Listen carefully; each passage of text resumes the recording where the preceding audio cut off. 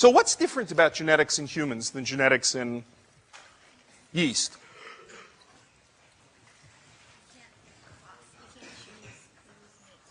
You can't choose who mates with whom.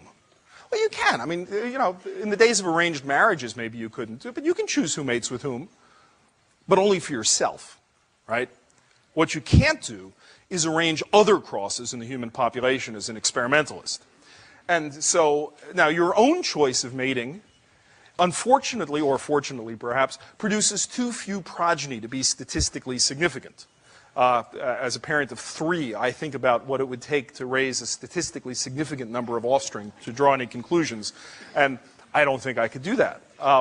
So you're absolutely right. We can't arrange the matings that we want in the human population. So that's the big difference. So can we do genetics anyway? How do we do genetics even though we can't arrange the matings the way we'd like to? Sorry? Well, family trees. We have to take the matings as we find them in the human population.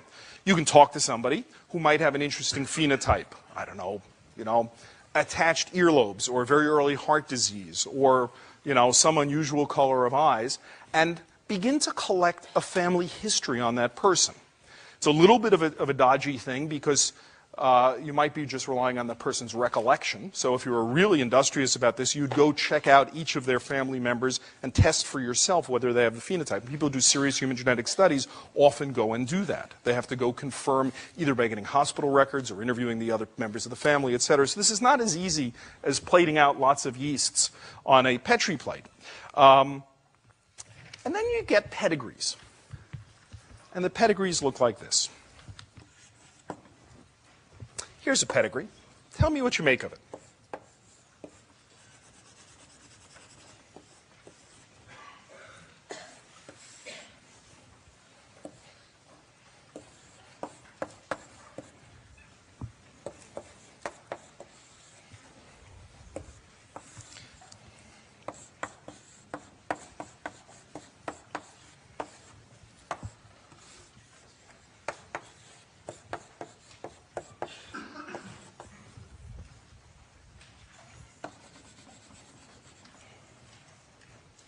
Now, symbols. Squares are males. Circles are females by convention. A colored-in symbol means the phenotype that we're interested in studying at the moment. So in any given problem, somebody will tell you, well, we're studying some interesting phenotype.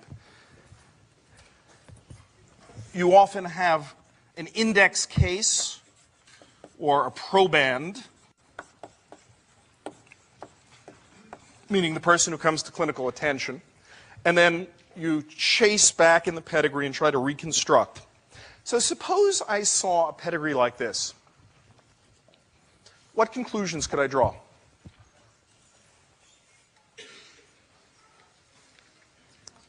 Sorry? Recessive? Sex-linked trait? Why sex-linked trait?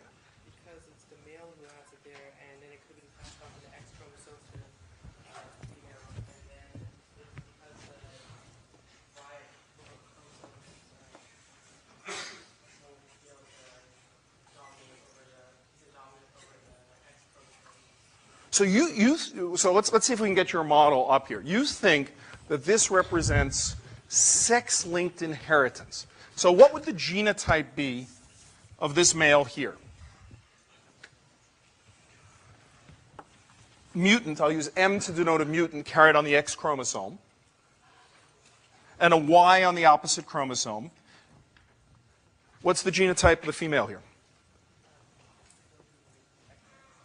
So it's plus over plus, where I'll use plus to denote a normal X chromosome, the gene carried on the normal X chromosome.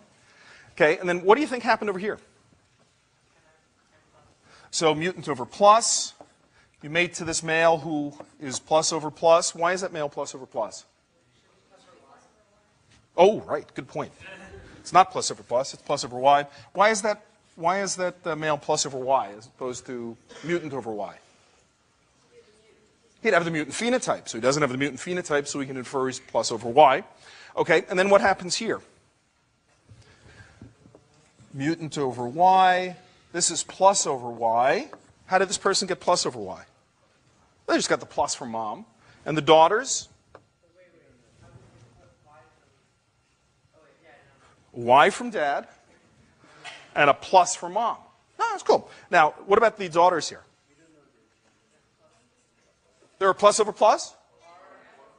Or m over plus is 1, 1, and 1 the other? Well, in textbooks, it's always plus over plus and m over plus. But in real life, we don't know, right? So this could be plus over plus or m over plus. We don't know. Okay? Now, what about on this side of the pedigree here? What's the genotype here? Plus over y.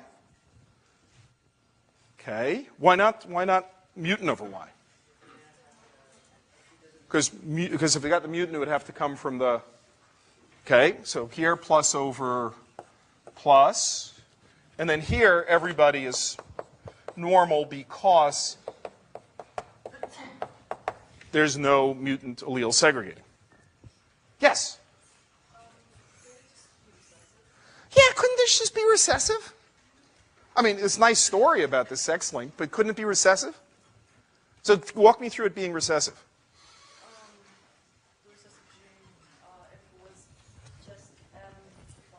M over plus. Plus over plus.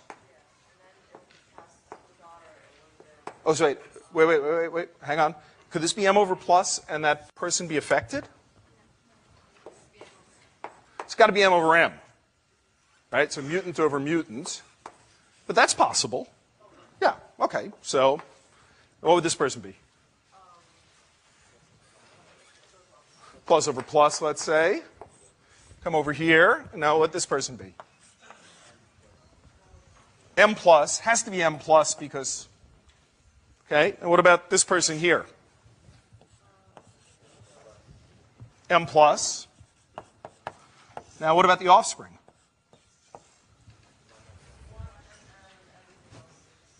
So one of them is M over M. Plus over plus. And 2 M pluses. Does it always work out like that?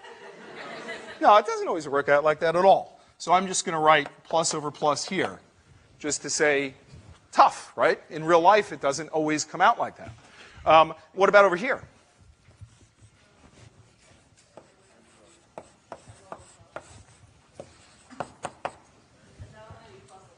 It would have to be plus over plus. Why not? It doesn't, because it could be m over plus and have no affected offspring by chance, right? But you're going to say it's plus over plus, because in the textbooks it's always plus over plus in pictures like this, right? And then it all turns out to be pluses and mutants and pluses and mutants and all that, right? Well, which picture's right? Sorry? You don't know. So that's not good. There's supposed to be answers to these things. Could either be true? Which is more likely? The one on the left, why? It's more statistically probable. More statistically probable. How come? Because it is. It may not quite suffice as a fully complete scientific answer, though. Yes? Because if you had the carrier trait Yep. as an X, there's only going to be, you only need it to, okay, there you would need 2 M's for a mutant. Well, but I have somebody who is affected here. So given that I've got an affected person in the family, But when you have the 2, in the next progeny, you have M plus and M plus, then it's like 60% chance that the next group is going to be mutants and they're not. yeah. So it is actually, you're right, statistically somewhat less likely that you would have 2 independent M's entering the same pedigree, particularly if M is relatively rare. If M is quite common, however, suppose M were something was a 20% frequency in the population, then it actually might be quite reasonable that this could happen. So what would you really want to do to test this? Sorry? Well, if you found any females here, maybe you'd be able to conclude that that it was autosomal recessive because females never show a sex-linked trait. Is that true? No, that's not true. Why not? Because we had wide-eyed flies when it was on the X chromosome because they had both. You're right. So you just have to be homozygous for it on the X. Right. So having a single female who has it won't. I mean, she's not going to take that as evidence. Yeah, but you can check to see when the female has children. You can check to see if all the males have the sex-linked trait. And, Get an affected female and demonstrate that all of her offspring, all of her male offspring, show the trait. and none of the females, because if she's going, Only if you cross it with normal. yeah, if you Cross her with it. Wait. This is a human pedigree, guys. Woo! There are issues involved here, right? You can introduce her to a normal guy, but whether you can cross her to a normal guy is not actually allowed.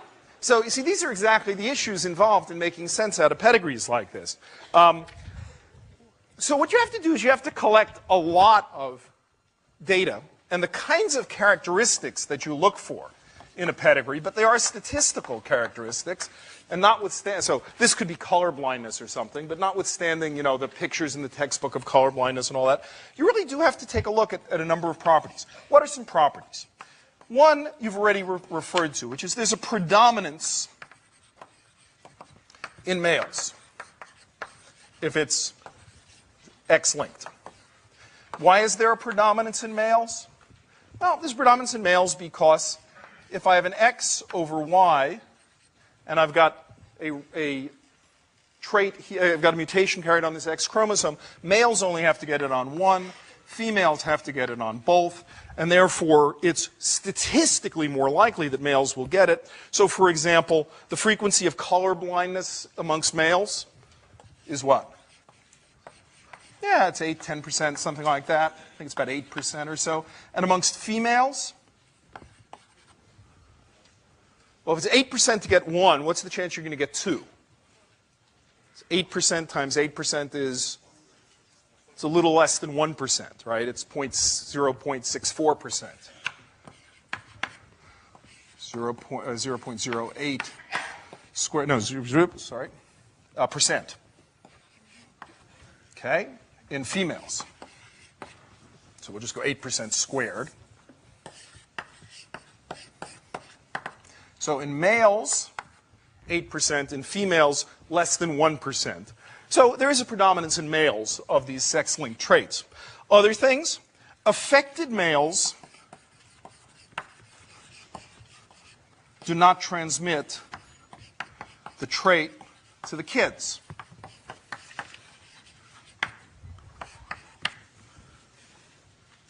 In particular, do not transmit it to their sons, right? Because they are always sending the Y chromosome to their sons.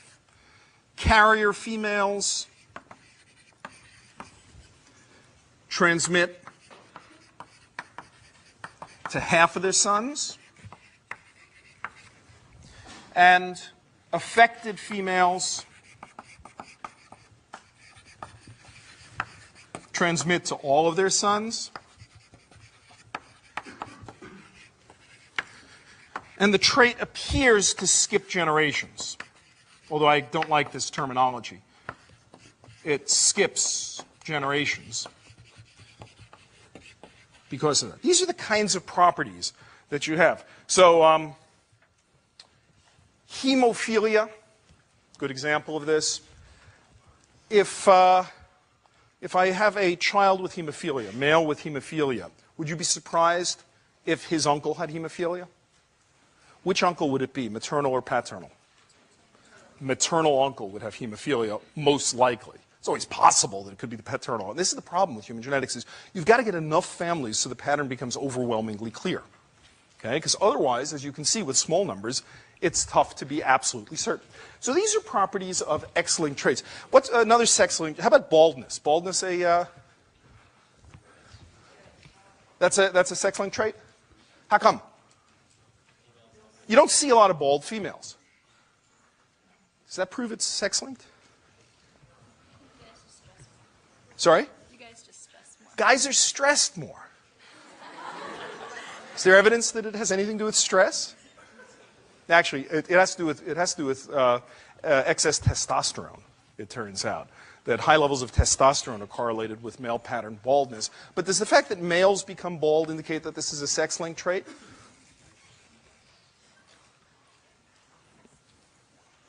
No, just because it's predominant in male, we have to check these other properties. Is it the case that bald fathers tend to have bald sons? Any evidence on this point? Commonsensical evidence from observation? It's pretty clear. It's very clearly not a sex-linked trait. It's a sex-limited trait because in order to show this, you need to be male because the high levels of testosterone are not found in females, even if they have the genotype that might predispose them to become bald if they were male. So it actually is not a sex-linked trait at all, and it's very clear that male pattern baldness does run in families more vertically. So you've got to be careful about the difference between sex-linked and sex-limited. And sex-linked you can really pick out from transmission in families. Okay, here's another one. New pedigree.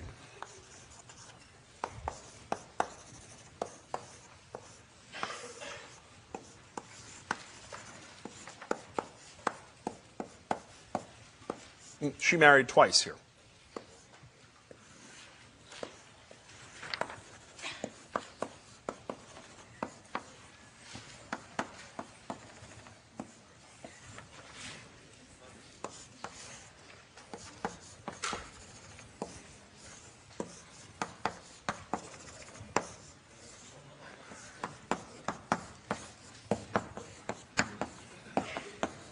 Okay. What do we got?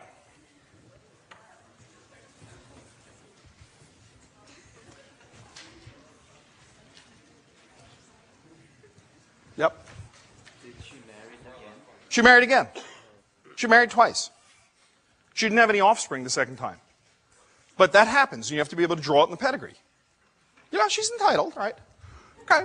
So she got married again, no offspring from this marriage. That's a legal symbol. You guys think that's funny. It's real, you know? Okay, I mean, it doesn't mean she's married to two people at the same time, right? This is not a temporal picture. So what do we got here? Yep. Do we assume that, I mean, do we have to look at the children to determine the type of the marriage in the family? Of this person? Yeah, we aren't supposed to assume that they can be, that they're only, they don't do well. Well, I'm drawing them as an empty circle, empty symbol here, indicating that we do not think they have the trait. They're not carriers. How do you propose to find that out? Look at the children. Well, the children are affected. They could be carriers. You know, the data are what they are. You got to interpret them. Does this person have to be a carrier? What kind of a transmission do you think? What kind of trait do you think this is? Dominant? Does this look like autosomal dominant to you?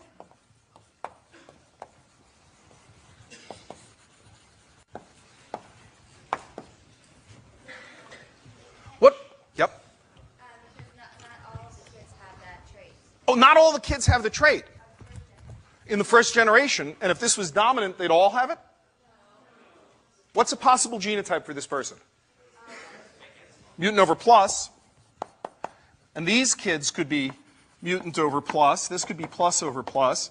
And this could be plus over plus, mutant over plus, plus over plus, mutant over plus, and plus over plus. It would be one possibility. On average, what fraction of the kids should get the trait? About half the kids, right? So let's see what characteristics we have here.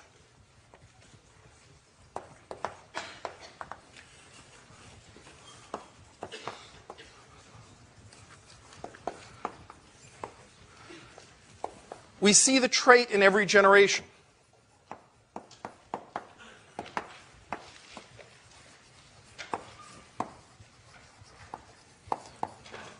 On average, half the kids get the trait.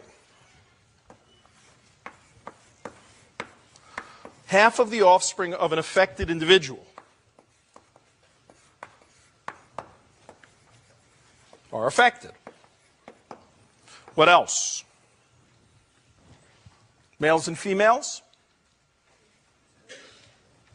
Roughly equal in males and females.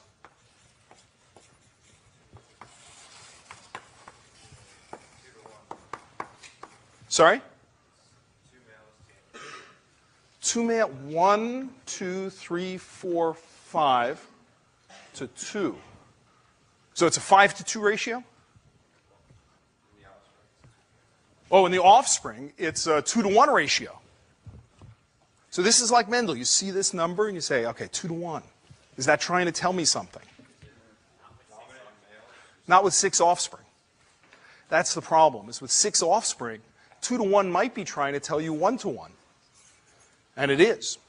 If I had a dominantly inherited trait where there's a 50-50 chance of each offspring getting the disease, and it was autosomal, not sex-linked, there'd be very good odds of getting 2 males and 1 female. Because it happens. Flip coins. And it happens. So you have to take that into account. And here you see that, see what else we got? Roughly equal numbers of males and females. They transmit equally. And unaffecteds never transmit. This would be the classic autosomal dominant trait. Right? Here, this mutant would go mutant over plus, mutant over plus, plus over plus, mutant over plus, plus over plus, plus over plus. And you'd see here that 3 out of the 5 here, and 1, 2, 3 out of the 6 there. That's a little more than half, but it's small numbers here, right? This is a classic autosomal dominant, as in the textbooks. Yes? Wouldn't it still be likely that the males have a higher likelihood because there isn't so many things that are coded on the Y chromosome? Turns out not to make too much of a difference. Turns out that there's lots of genome that's on neither. And so it is true that males are more susceptible to certain genetic diseases. So there'll be some excess, but it won't matter for this. Now, in real life, it doesn't always work so beautifully. We'll take an example, colon cancer. There are particular autosomal dominant mutations here that cause a high risk of colon cancer. People who have mutations in a certain gene, MLH1, have about a 70% risk of getting colon cancer in their life. But notice it's not 100%. You might have incomplete penetrance.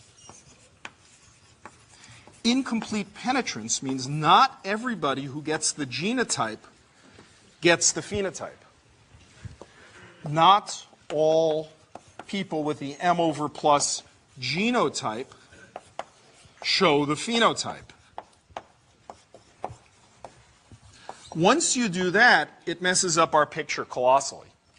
Because tell me, how do we know that this person over here is not actually M over plus? Maybe they're cryptic. They haven't shown the phenotype. And maybe it'll appear in the next generation. That'll screw up everything. It screws up our rule about not transmitting through an unaffected. It screws up the rule about not being shown in every generation. And it will even screw up our 50-50 ratio. Because if half the offspring get M over plus, but only 70% of that half show the phenotype, then only 35% of the offspring will show the phenotype. Unfortunately, this is real life. When human geneticists really look at traits, many mutations, most, except the most severe, are incompletely penetrant.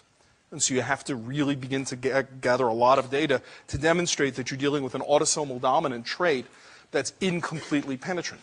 And then there are other issues. There's a gene on chromosome number 17 called BRCA1, mutations in which predispose to a very high risk of breast cancer, but only in women.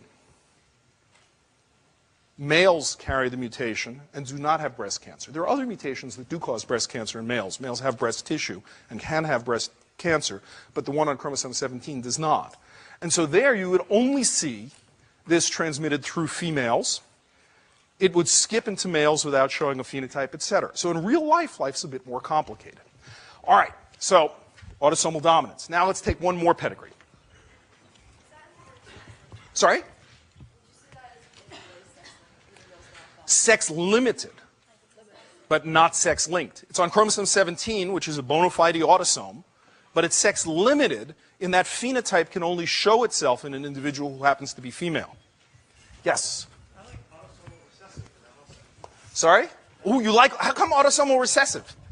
Yeah, it should be like the same ratio, but if that the left one is M plus, So if that left guy up there is actually a heterozygote, and up there, that individual, so if we had a homozygote, heterozygote, homozygote, woo! You can interpret that pedigree if you want to as an autosomal recessive, provided that M is pretty frequent in the population. That's right. Human geneticists, in fact, to really prove that they've got the right model, collect a lot of pedigrees and run a computer model. The computer model first tries out autosomal recessive, tries out autosomal dominant, tries out dominant with incomplete penetrance, and for every possible model, figures out the statistical probability that you would see such data under that model. And when the data become overwhelming, and you say, yeah, with one pedigree, any pedigree I draw on the board, it could actually fit almost any of the models. It doesn't say this in the textbooks, but it's true. I get enough pedigrees, and eventually I say the odds are 10 to the 5th times more likely that this collection of pedigrees would arise from autosomal dominant inheritance with incomplete penetrance of about 80% than from autosomal recessive inheritance. Then I get to write a paper about it. That's really what human geneticists do, is they have to collect enough. Now, any other organism, you'd just set up a cross. But you can't. And as long as we have non-trivial models, we really have to collect a lot of data. Let's take the next pedigree. Great. You're thinking like a human geneticist. That's very good. Here's the next pedigree. Actually, I'm going to reverse that. There we go. What's that? Who knows? You can't tell. Good. I've got you up to train to the point where... But in the textbooks, this would be autosomal recessive. Or it could be anything. You know that, right? But the textbooks would show you this picture as an autosomal recessive. But of course, what else could it be? It could be an autosomal dominant with incomplete penetrance. It could be sex-linked. It could be a lot of things. It could also be... I haven't told you the phenotype. What if the phenotype here was getting hit by a truck? Would you tend to observe this? Yep. So getting hit by a truck, for example, somebody gets hit by a truck, it's unlikely either their parents were hit by a truck or going back several generations that their grandparents were hit by a truck. So how do you tell being hit by a truck from... I mean, that is to say, how do you know that something's genetic at all? When it's relatively rare and it pops up in a pedigree, how do you know it's genetic? Because of the DNA. But I mean, it takes a lot of work to find the gene and all that, as we'll come to in the course. You might want a little bit of assurance before you go write the grant to the NIH saying, I'm going to find the gene for this, because you write it and say, I'm going to find the gene for getting hit by a truck, and they're going to write back and say, show me that it's worth spending money to find that gene. Show me that it's... So what kind of things would we look for? If we wanted to show something was autosomal recessive in a population, what would we do? Sorry, more data. So we collect a lot of families, and what would we see? As we collected more and more families, we begin to see what things?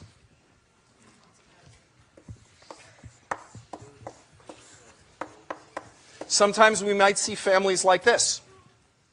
Or we might see families like this.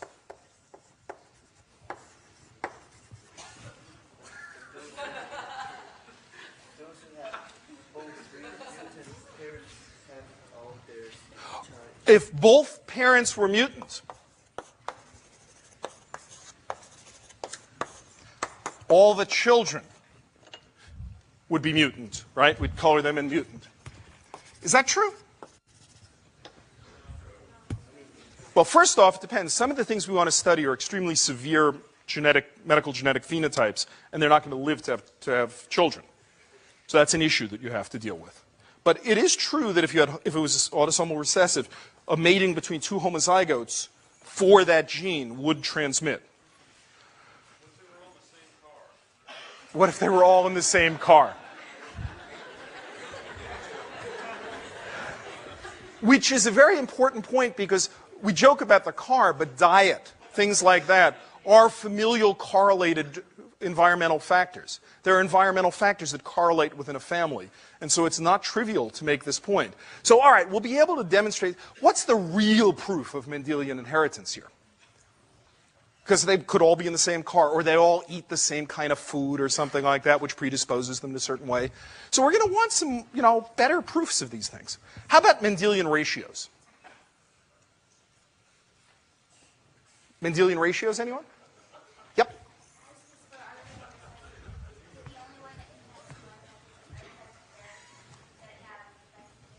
No, because it could be incomplete autosomal dominance. I don't want to mess you up. On the exams, you guys can think cleanly about simple, things. But, this could be dominant with incomplete penetrance, though the TAs are going to hate me because I'm telling you that, Anyway, what about Mendelian ratios? How about something that isn't so easy something that's a pretty good prediction? What fraction of the offspring will be affected? We get a lot of families, line them all up. What fraction of the offspring? A quarter. Now that's a hard and fast prediction. 1/4 of the offspring are affected.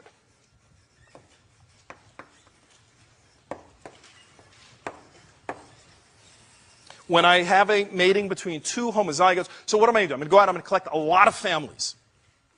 Maybe I'll collect 100 families because it'll be a particular disease, diastrophic dysplasia or something like that. Xeroderma pigmentosa, ataxia telangiectasia.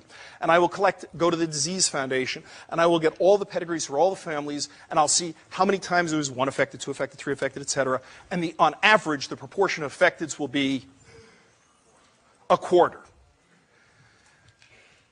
Except that it's not true. If I actually do that, I find that the ratio of affecteds is typically more like 1/3. It isn't 1/4.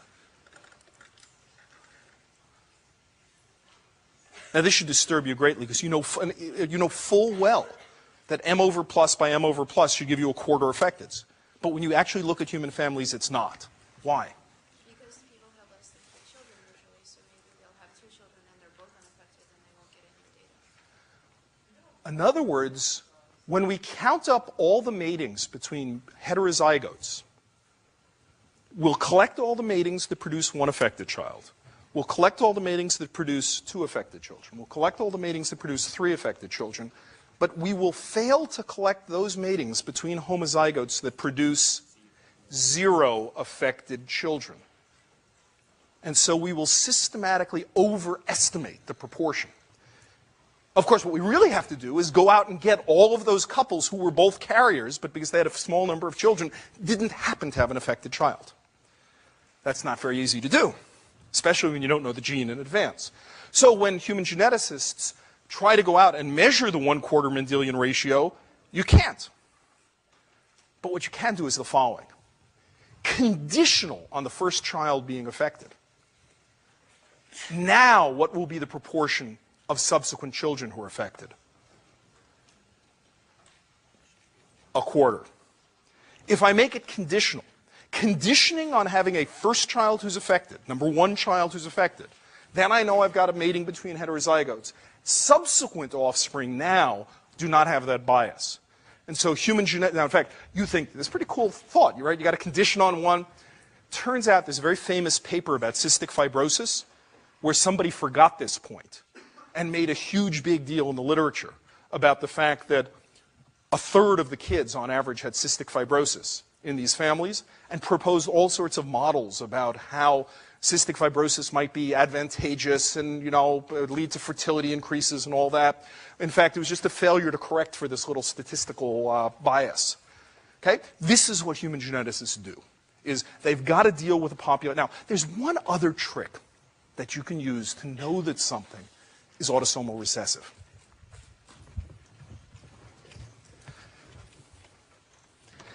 That trick is this.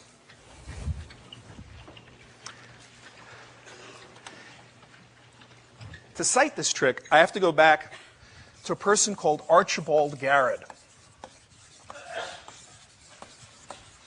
Archibald Garrod was a physician in London around 1900.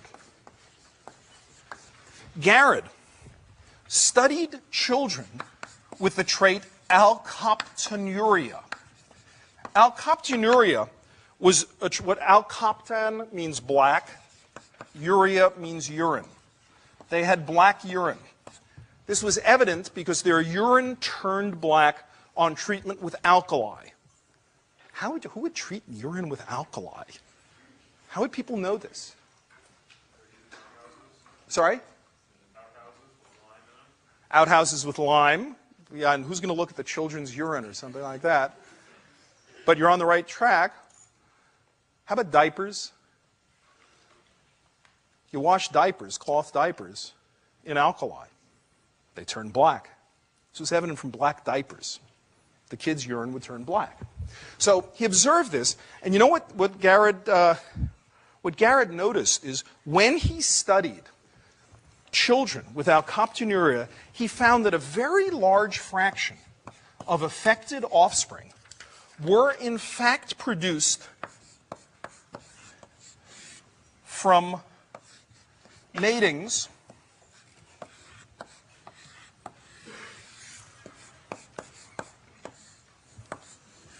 of first cousins. Consanguineous matings. Now you laugh but in fact, consanguinity has been something that has been favored in many societies, and in Britain, particularly amongst the upper class in Britain in 1900, marriage of first cousins was quite common. But not as common as he observed. He found that 8 out of 17 of the alkaptonuria patients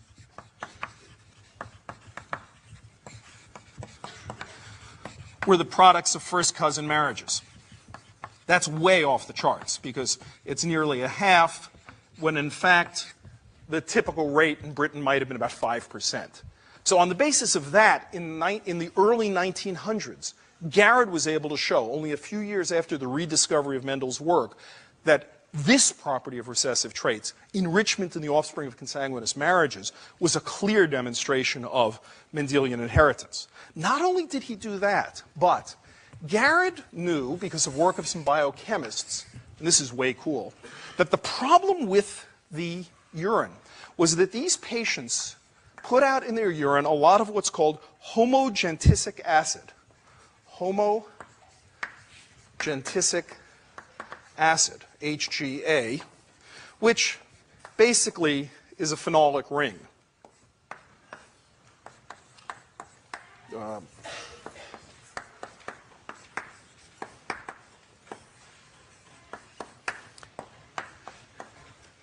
What Garrod did was and that stuff turns black on exposure to air.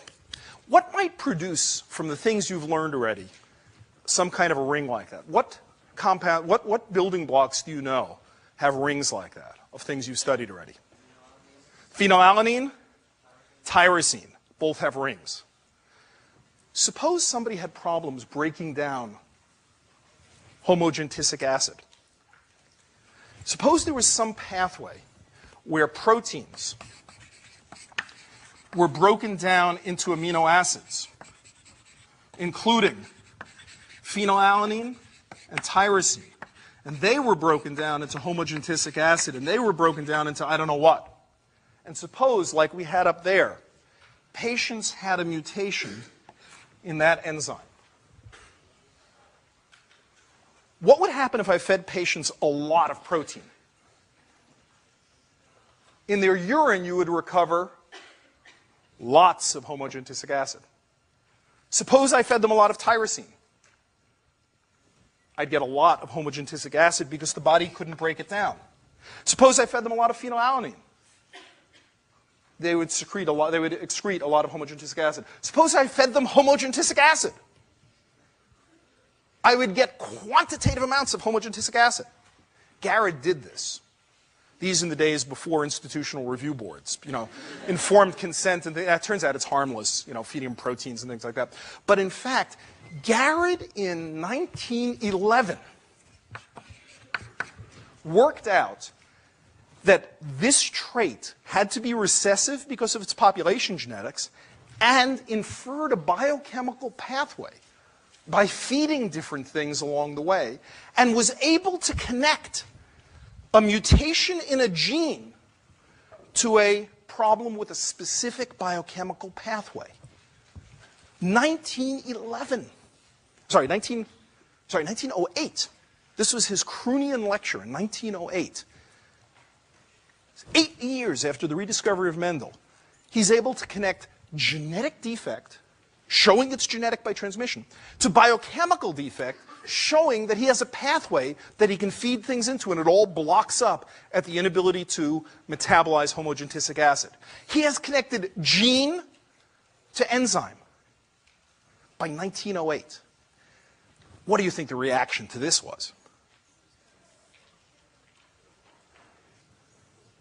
Polite bewilderment, and it sunk like a stone. Nobody was prepared to hear this. This is very much like Mendel, in my opinion. Now, he was a distinguished professor. It was the Croonian lecture. He got lots of accolades and all that, and people said, what a lovely lecture that was, and proceeded to completely forget this connection between genes and enzymes, genes and proteins. It was not till 40 years later or so that Beadle and Tatum, working with a fungus, actually neurospora, not yeast, demonstrated that all these mutants interfered with the ability to digest or to make particular amino acids, and wrote this up as the one gene, one enzyme hypothesis of how genes encode enzymes, and won the Nobel Prize for this work. But in fact, in their Nobel address, Beadle and Tatum noted, actually, you know, Garrod kind of knew all this, but people weren't ready yet to digest it. Genetics had just come along, biochemistry had just really been invented in the last 10 years, and the idea of uniting genetics and biochemistry was just something people weren't prepared for yet. More next time.